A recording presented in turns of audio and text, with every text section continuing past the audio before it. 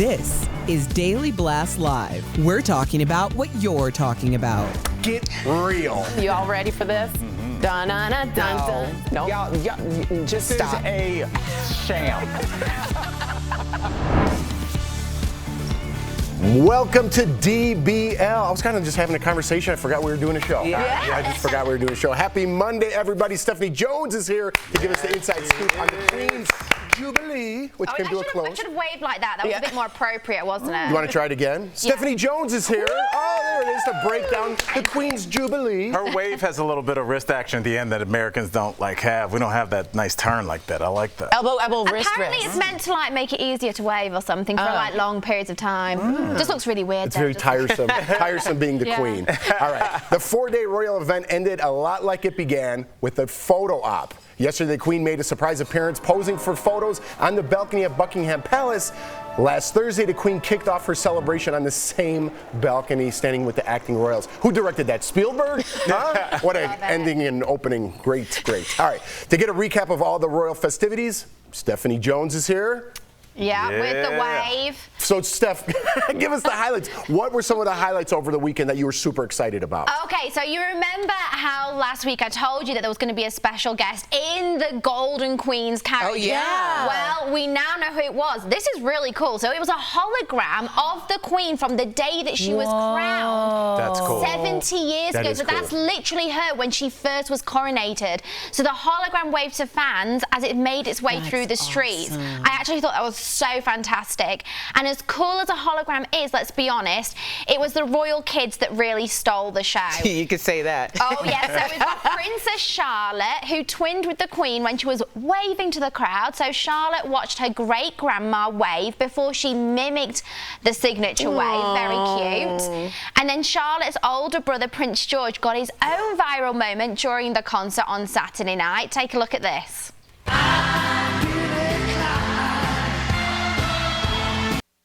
What a cutie. That was embarrassing. Jeff, geez. Whilst he was busy singing Sweet Caroline, one of the greatest anthems of all time, it was the youngest prince who had everyone talking. Louis! So Prince Louis was caught making a bunch of faces at his mum while they watched the Platinum Jubilee pageant. And so I've got to ask, he was really cheeky, right? As the dads on the panel, what would you have done in that situation? Literally millions of people are watching and your kid's acting up. Oh. I thought Kate handled it really well. Jeff, I don't know about you, but I feel like little kids, especially little boys, they speak for how I feel inside. And when they're standing up, have you ever seen a kid just stand up on his chair like I want to go, and you're like, sit down, but you're like, I feel you, dude. That's where I am. I looked at the room, I was like, hey, that's how I would be acting. So I'd be like fake discipline, like sit down, but keep going. I thought she handled it well. I would too. not be able to deal because it was constant. I mean, he put his hands in her face and she did over her mouth over and over again, and she handled it because she knew there were all eyes on her. But I feel like I would have been like, without eyes, yo, sit down. But how did we get to that point though, Erica? Right, That's not the first time. Handled? Because I'm pretty sure if that had been Meghan Markle, we'd be having a very different conversation, okay? That kid was acting like he has hopped up on some of those funnel cakes in Great America. That's how y'all kids be acting. No, that was, The hand over the mouth of the future queen is a pretty bold move. I didn't see the hand over the mouth. That makes this a very different video. Yeah, that's a very different, that's a different thing. But you learn how to smile as a parent. You're like, oh, when we get home, you are dead. Gritted teeth. Yeah, I do that at restaurants a lot. You're like a ventriloquist. All right, so another big story this weekend. J.Lo crying at the MTV Movie Awards. The actress received the Generation Award and gave a moving acceptance speech. Let's take a look. I want to thank the people who gave me joy and the ones who broke my heart. The ones who were true and the ones who lied to me. I want to thank true love. I want to thank all the people who told me to my face, or when I wasn't in the room, that I couldn't do this. I really don't think I could have done it without you.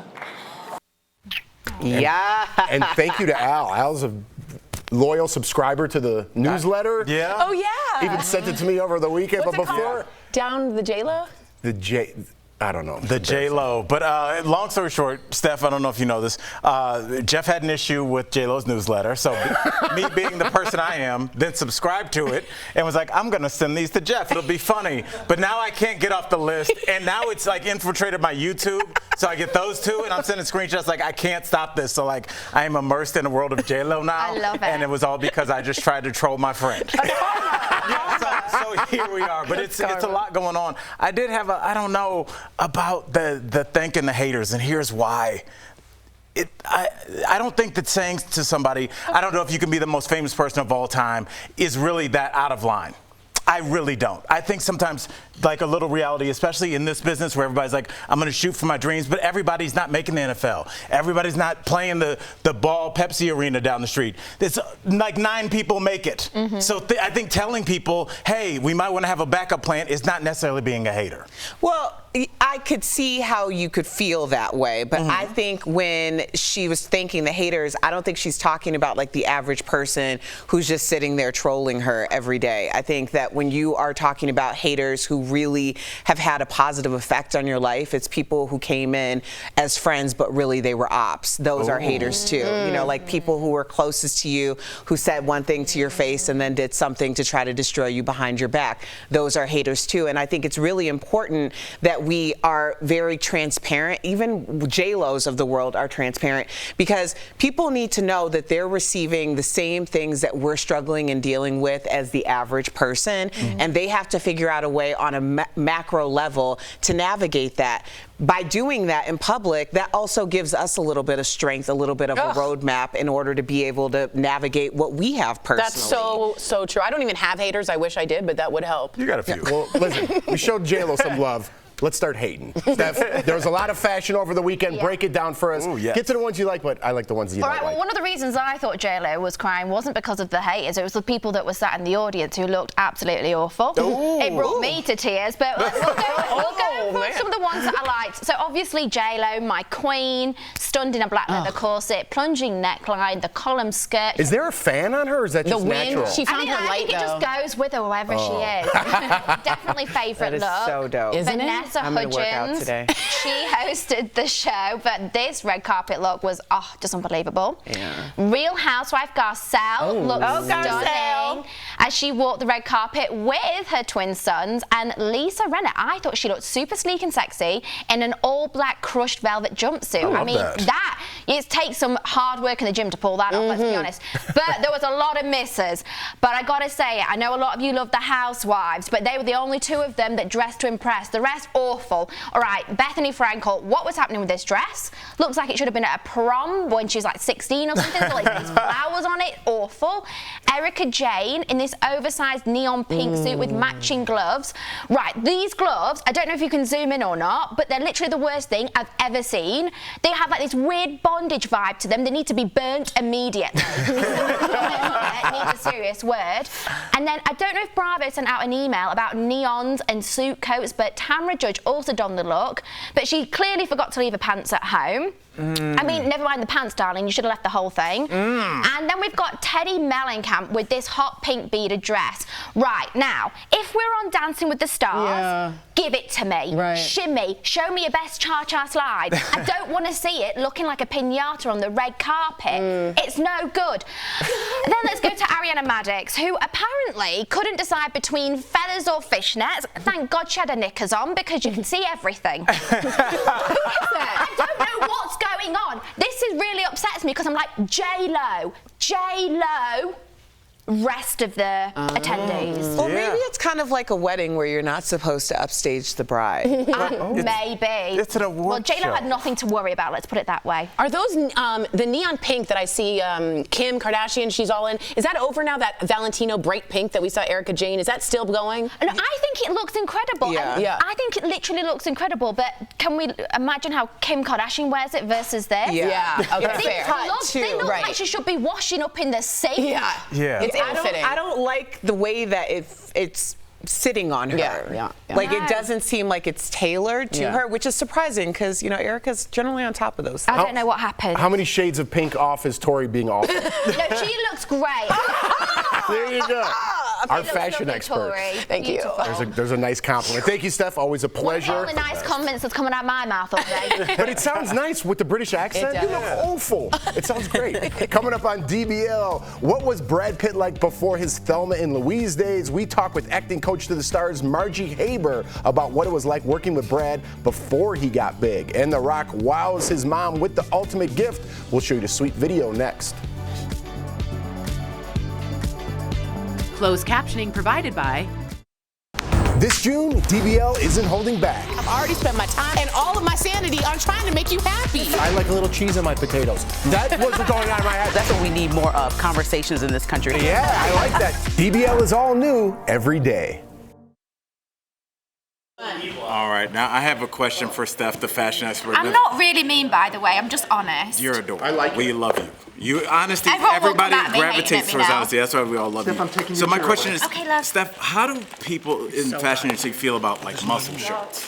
What do you mean? Like a tight, like the shirt that The Rock just had on. I know he has muscles, but like is You that didn't like it, did you? I didn't dislike it, and only he could pull it off. But are muscle shirts considered like not fashionable, or are they like, hey, if you have the muscle, you should wear this, or should you wear regular clothes and then let your muscle come out of that, and then it'll look? Oh, I see. As opposed to like trying to highlight, like, oh my, like how does that look at in fashion? You know what? I honestly think it comes down to the person who's wearing it and what they're wearing it with. So like, I actually think the collar on the rock that we just saw was really nice. I mean, he's got a great physique. He can pull it off. I literally think it depends on the person, how the confidence as well. Okay. I really do. What do you think? What about the opposite sex or same sex? Is that something that like some people really look for? Is that like considered a look that makes you look narcissistic and egotistical? Like just a super tight outfit, like tight pants, like super tight, but you're in great shape. Well, it depends. If it's pulling, you know what? I think when something's, I mean, in Tori's way, if it's pulling and it looks literally uncomfortable, that's when it's gone too far. You know what I found out? You don't want to see every lump and bump. What do you think about muscle shirts? I'm not a huge fan, but I will say when you see your belly button is a woman in a dress, it's too tight. I learned that too late.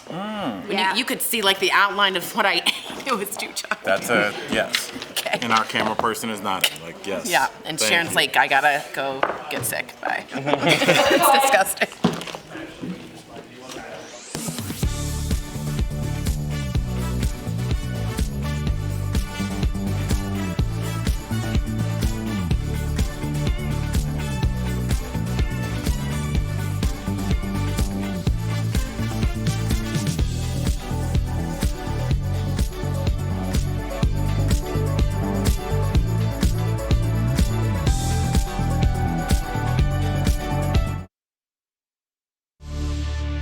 Welcome back. Dwayne "The Rock" Johnson is son goals. Over the weekend, he surprised his mom with a new house and rebuilt one of her favorite rooms. He posted the reveal on Instagram. Let's take a look. Oh my God. Oh my God. You just made it. You just built a whole new room. Welcome home. So his mom has a smackdown room, she calls it, where she keeps all of The Rock's memorabilia. Apparently, this is her favorite place to show off when people come over to visit. Does she need to show off? Just a picture, like saying that's my son. A picture? How about just The Rock's? The Rock is in the kitchen eating. That's my son. That's the best flex ever. Also, like, it's weird that like he built it for her, but it's all his stuff. Yeah, but I thought that was weird too. It's a proud mom thing, but I would maybe think there'd be some pictures of us. Yeah, maybe. But I think that's cool. I would have thought that she would have had several homes by now. Not hating. He's just been famous for a long time. He does do a lot for her. Yeah. No. I know. I'm just saying, like, I would feel like she would have several homes. Yeah. Okay, that's a compliment to The Rock. Dang, you can't even buy your mama a house without being like, why is this the first time? He's been famous since the 90s. He's been famous for a long time. We don't know his financial situation. I have a guess. I think it's good. I think it's good. I have a guess. Is it in the black? I think it's in the black. Does your mom He's not moving money from his savings fund? He'll be fine. He'll be fine. Does your mom have a little room? Was she proud of you? Yeah, I was a big hit in high school in theater. Do you have a lot of trophies? No, I mean I did a lot of acting acting, and I won a lot of softball and lacrosse awards. And my mom would be like very proud What to show kind of them up. awards? Like trophies. No, but what did they say on them? It said my name and then like a stick person. For doing what? For playing. They don't give awards just for playing. Well, they did on my team. Okay. Yeah, I kind of got that feeling when you were like, oh man. here's your ribbon, go on your way. But yeah. Is your mom proud of you? Does she have like little things? Is your mom proud? What? You know what I mean? Like show off, like shrine. You know, my parents used to have in our basement of the home that we grew up in all of our like trophies and stuff. When I say ours, it wasn't really mine because I had a brother who was very accomplished in very football. Athletic, yeah. Two brothers who were very accomplished athletes, a sister who was a very accomplished athlete, and then there was me.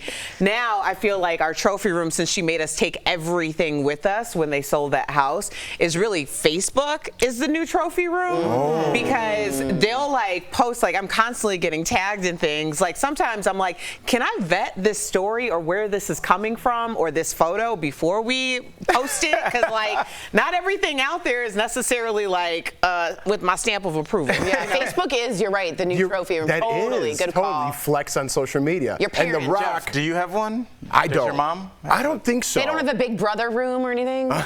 I do have a box with all my Big Brother stuff in there. It's in the basement. You should go through that and like put that on Instagram. You know what? I should. You should do an Me and my wife were unboxing. talking because we have all of our stuff, all the costumes, everything we had, and like we're like we should do something with that. Yeah. It's in the basement. All right. The Rock's worth $320 million, so there you go. He's got some shekels. Well, to Erica throw said around. not to look into his affairs. He's doing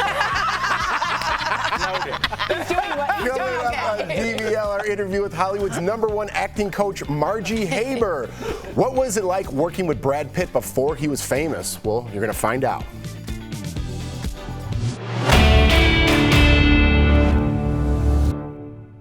You may have seen headlines or claims like these. U.S. COVID cases 6 times higher than last year. COVID cases are 5 times higher now than last Memorial Day weekend. But is it true? Let's verify.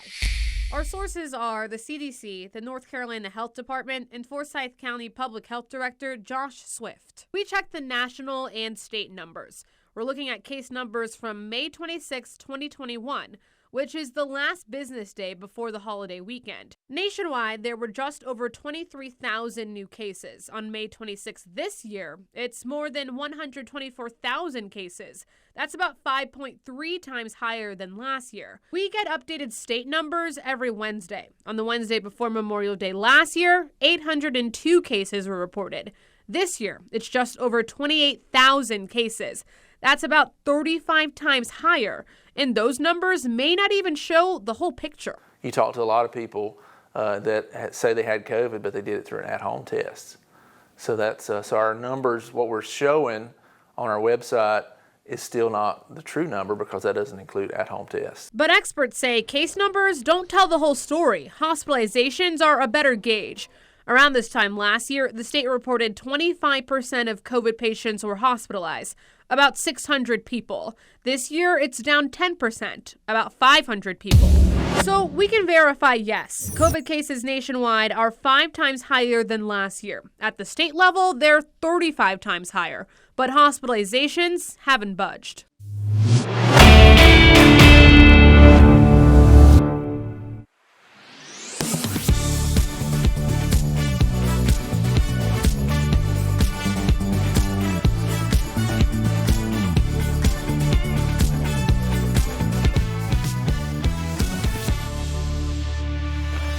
Welcome back to DBL. Margie Haber is an acting coach for some of Hollywood's biggest stars, and she has one piece of advice for everyone, and that is bleep your comfort zone. Earlier, she told us about working with Brad Pitt and Tiffany Haddish. Check it out. Please welcome Hollywood's #1 acting coach, Margie Haber.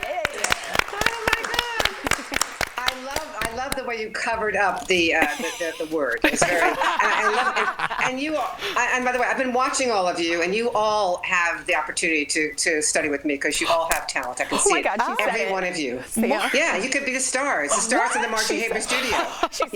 I noticed it. You've worked with some of the biggest names in Hollywood: Mariska Hargitay, Josh Duhamel, Halle Berry. I know I'm not telling you anything. I'm just telling our viewers, right? We all know these people. So, how do you feel about back all of the layers and find the, quote, it factor. Everybody, including you, has an it factor. In fact, I think you're also charismatic. I watch your show, and I'm very impressed with it because you're having a blast. And yes, you're having a blast. And that's the thing, guys. You know, all the stars I've worked with, you know, there's something about them that's special. There's vulnerability. But the problem is that most people hide behind their masks. They hide behind their armor because they're so afraid to be seen. Then it happens when you wear the armor. Like in my book, there's a chapter called "Does Your Armor Serve You?" And quite honestly, it doesn't. So when you move the walls and remove the critical parent and the fearful child, this beautiful thing comes out. So Margie, this is a big moment for me, and I think I'm getting a little emotional. Stop it, Jack. I like that. I was showing my range. You're I was showing my range. for Margie. All right, so you knew Brad Pitt before Thelma and Louise. He was one of your students, like a long list of many names we just mentioned. What was BP? What was BP like before stardom? BP. He was charming, just like you, sweet. He walked in with an air of confidence. I think, you know, the thing about him that was wonderful is that he made me feel special. So to me, when you feel special about yourself, and then you can make other people feel special, then you're quite honestly, you really are the star of your own life, right? And he was, and I thought that when I worked with him on Thelma and Louise, and he had that, you know, the hairdryer in his hand, and he brought out what I call the playful child. You know, some people are afraid of the playful child. He was never afraid of it. He was always available the twinkle was always there. It was my job to let him bring it through and allow himself to remove any walls that he has and trust the relationship. Because I think if you trust relationships, that's when you can bring that stuff out. And he was beautiful and still is, and very sweet. That was great. That was beautiful. Yeah. In your book, you write about your theory, My 5 Voices. And I wanted to know a little bit more about that. And was there a notable student of yours that maybe had struggled a bit with this, I heard? Well, this is one of my favorite parts of the book. Blink your comfort zone. I have to get used to saying that word. But anyway, what's beautiful about this book is that you get to look at the 5 voices within us. You know, the critical parent, that's the voice that says, I'm not good enough, I'm too fat, I'm too old. You know, I'm sure you all recognize that voice. You're talking to me. Then there's yes, I'm talking to you. I'm talking to you.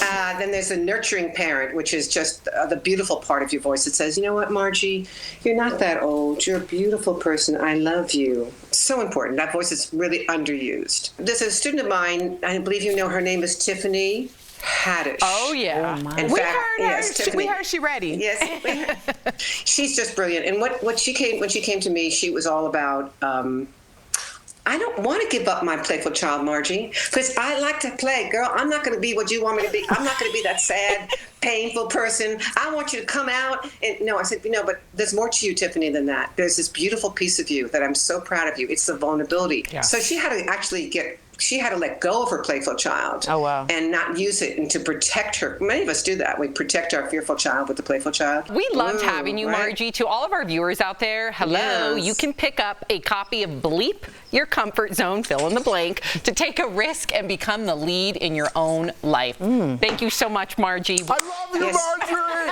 I love you. Welcome to LA. I'll come to you. Zoom it. We'll Zoom together.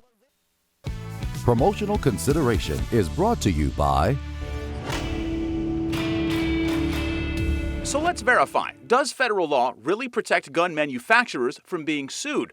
Our sources here are a trio of law professors. We also looked to the law in question, the 2005 Protection of Lawful Commerce in Arms Act, called PLACA for short. And we read through a Congressional Research Service paper. Let's start with PLACA. It was created in part to prevent civil lawsuits against, quote, manufacturers, distributors, dealers, and importers of firearms or ammunition products for the harm solely caused by the criminal or unlawful misuse of firearms products or ammunition products. So if you're shot by a person who criminally misuses a weapon, this law would block you from suing a firearms manufacturer. But there are exceptions. If you buy a firearm that is defective, if you knowingly transfer a firearm knowing that that firearm will be used to commit a crime of violence, you can sue when there's an allegation that the manufacturer or dealer violated an underlying statute, either a federal or a state statute, that is, quote, applicable to the sale or marketing of firearms. And we just saw this play out in 2015. The families of 9 Sandy Hook victims sued gunmaker Remington for the way they marketed the weapon used in that mass shooting. The allegation by the families was that Bushmaster was marketing this gun to be used for offensive, violent conduct. In February, Remington settled for $73 million. But I don't think it really resolved the ultimate legal question as to just how big an exception is this to the federal immunity shield. So we can verify that, yes, a 2005 law does protect gun makers from being civilly sued simply because their guns are used in a crime. However, it's not complete immunity, and some states have laws giving even more immunity to manufacturers than PLACA. With your Verify, I'm Adam Longo. It can be a little jarring when you're stopped at a red light and your car's engine suddenly stops as well. Many new gas-powered vehicles come with a start-stop feature that kills the engine when you're sitting still. An 11 Live viewer wants to know if there's a significant gas savings and if the feature leads to wear and tear on your vehicle starter. So let's verify. Our sources are Jim Castle with AAA and the U.S. Environmental Protection Agency. Castle tells us that the intent of the feature is to save gas. They found all different ways, lighter oil, lighter parts, start-stop technology. So yeah, it's there to save fuel, without a doubt. AAA tested the start-stop feature on 3 different vehicles and found the feature improved fuel efficiency as much as 7%. The EPA is a little less encouraging, estimating the savings at anywhere from 4 to 5%. But what about wear and tear on the starter? Castle says the feature does put more pressure on the starter, but the cost shouldn't outweigh the savings on fuel.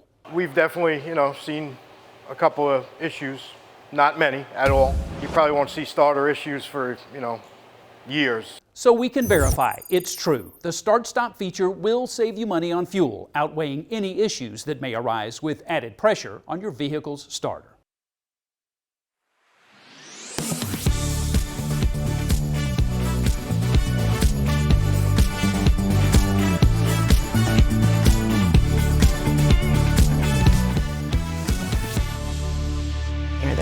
Welcome back. Everybody loves winning things like Tori and her youth athletic career. It's time for a security alert sponsored by We never won one game. LifeLock. The trophy room is enormous. There are many legitimate sweepstakes and contests out there, but you need to watch out for prize scammers. They'll reach out to you by phone, email, or mail congratulating you for winning a big prize, but the red flag is that they will request that you pay a fee or send personal information to claim it. You should never send money or provide financial information to receive a prize. If your information has been breached, LifeLock is here to help. LifeLock keeps you and your digital identity secure from cyber criminals. Call 1-800-353-8940 or visit lifelock.com to learn more. You want to know more about life? It was your birthday yesterday. Happy birthday, Jeffrey! Wow, that was well scripted. Right? You turned like 80? What'd you turn? 69. Great. Why did I pick that number? 44. 44. Yeah, 44. Happy birthday. Thank you very much. We'll see you guys tomorrow.